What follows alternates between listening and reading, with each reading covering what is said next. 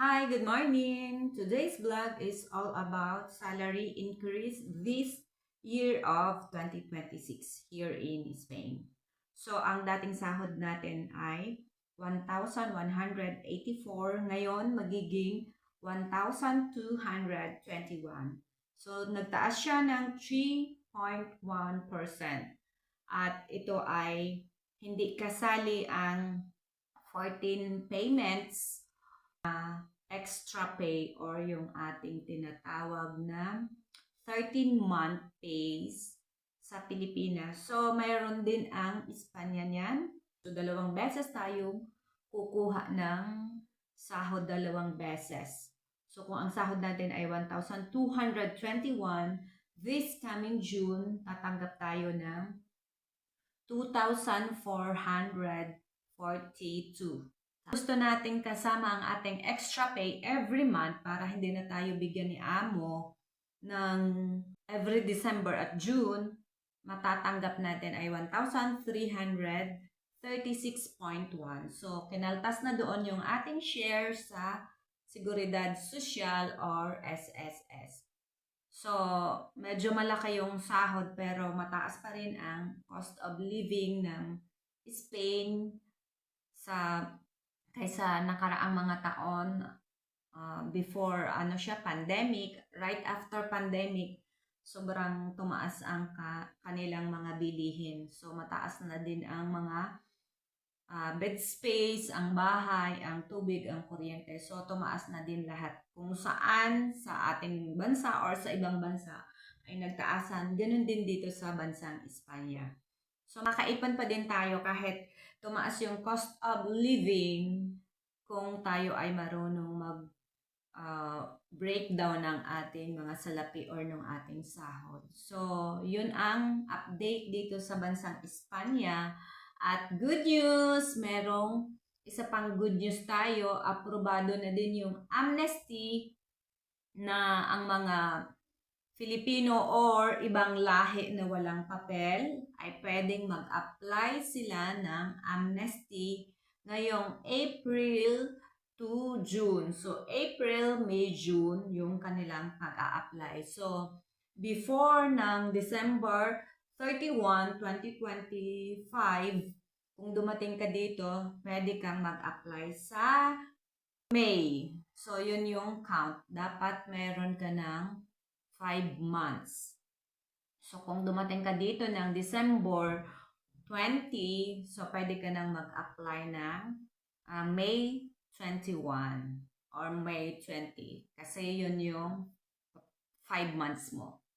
Napakaganda itong good news sa mga bago pa lang dito. Mas mapapabilis, mas mapapadali ang pagkakaroon nila ng tamang papel. Hindi katulad ko noon na inabot ako ng 4 years bago magkapapel.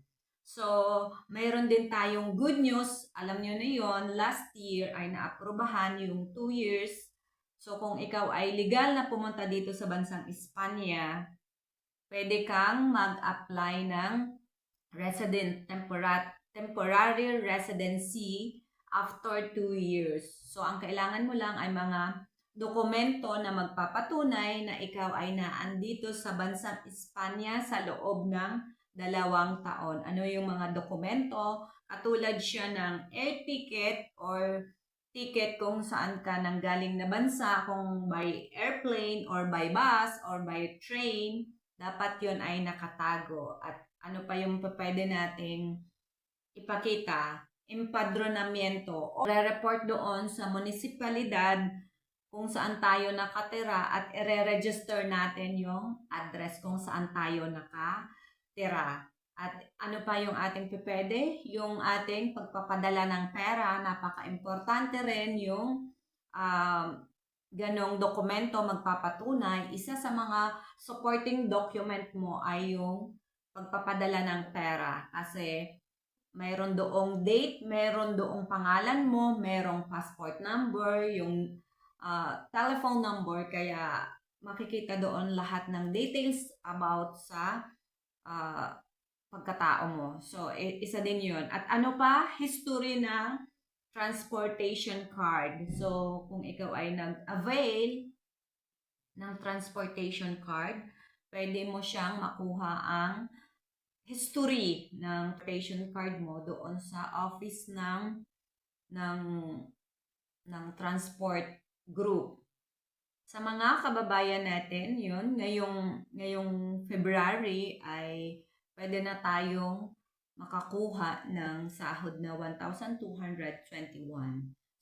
Kaya doon sa mga kababayan natin, huwag po tayong mahiya na ating sabihin yung ating karapatan. Minsan, it take courage para sabihin natin yun. It take guts. Ano po? So, it's okay na tayo ay mahiya, pero kailangan din natin na i-voice out. So, hindi po nakakatakot na i-voice out yung ating karapatan kahit wala po tayong mga papel dito sa bansang Espanya. At isa pa na aking i-share ay yung about sa citizenship. After ng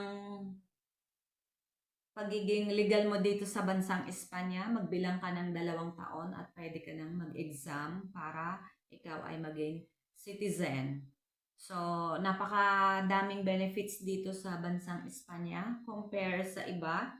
Sa mga napuntahan ko na bansa tulad ng Dubai, may maganda din silang benefits pero kung lifetime benefits ay wala sila.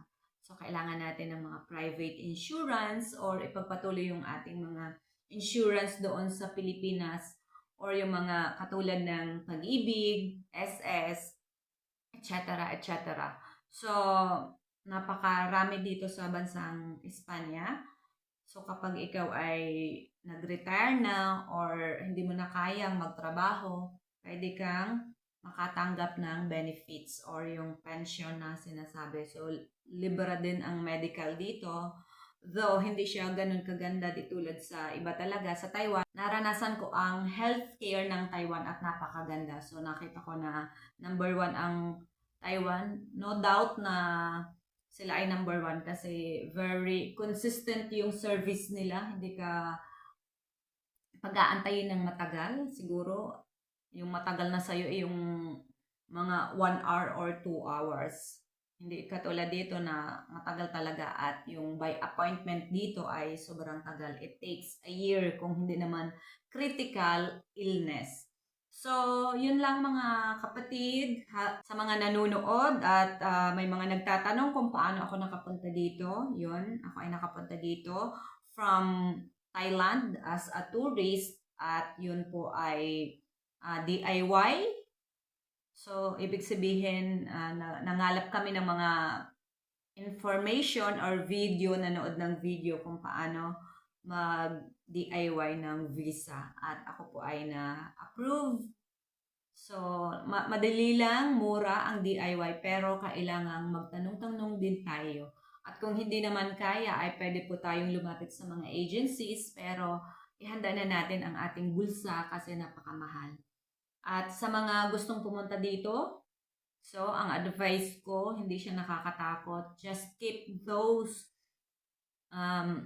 important documents na magpapatunay na ikaw ay naandito na nung mga panahon na yun or nung date na yun para doon na tayo magbibilang sa pag-aayos ng ating papel kung ikaw ay naka 2 years na or hindi pa. So maraming salamat sa panonood.